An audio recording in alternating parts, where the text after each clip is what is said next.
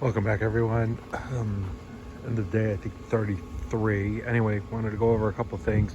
So I got the second coat of paint done today.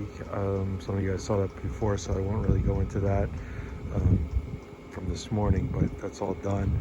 I did install, and I put a video just on the diesel heater. So I installed the diesel heater, had the vent in, had some other things in, had the controller mounted.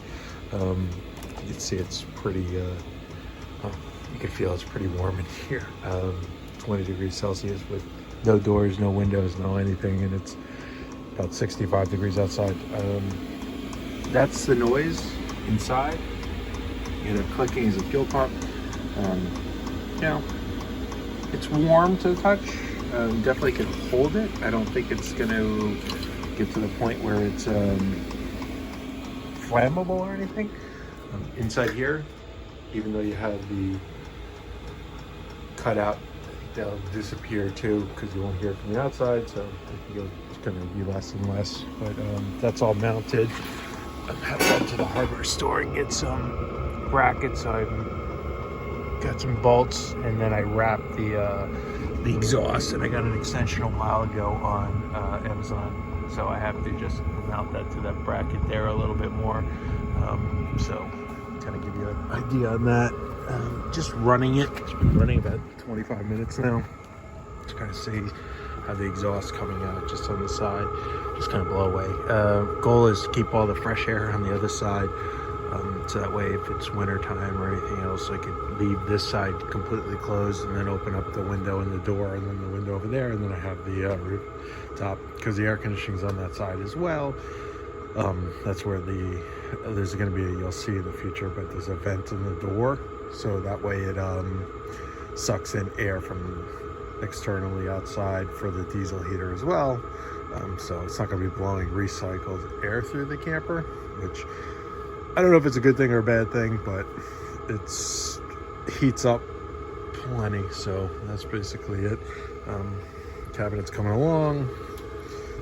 Just put some trim up along the outside there, just to kind of make it look a little nicer. Just get an idea of the outside. If you want to catch bugs, just paint, because they seem to go everywhere. Back's coming along. Got a couple more things to go from there. Build the cabinets, but kind of a big day. The other thing I did today was the fenders, built the frames for it. So I just have to install those, but that's basically it. I have to cut the legs off once I kind of mount it over there, so it sits on the two brackets. But that should be it, and then I'll get some sheet metal. But I want to put a piece of sheet metal on the back side of these first, so that way it protects against any rash guard, and then I will sheet the top once it's on the camper itself. And that way it gives me some room to weld.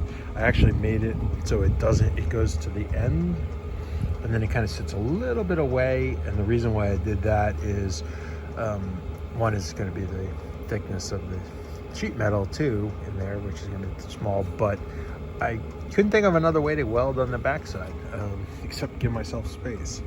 So I really was more concerned about water intrusion than having the fender the whole width, which I don't think is going to make a difference, because they could have the top sheet metal hang over a little bit, and I can always, if I need to, fill in the gap with a little bit of steel to kind of weld together, so I have that back rash, so I don't get any body rash on the camper side itself. So that's going to be kind of calculated once I start installing it. So please hit like, please hit subscribe. Any questions, just let me know. Thanks, bye.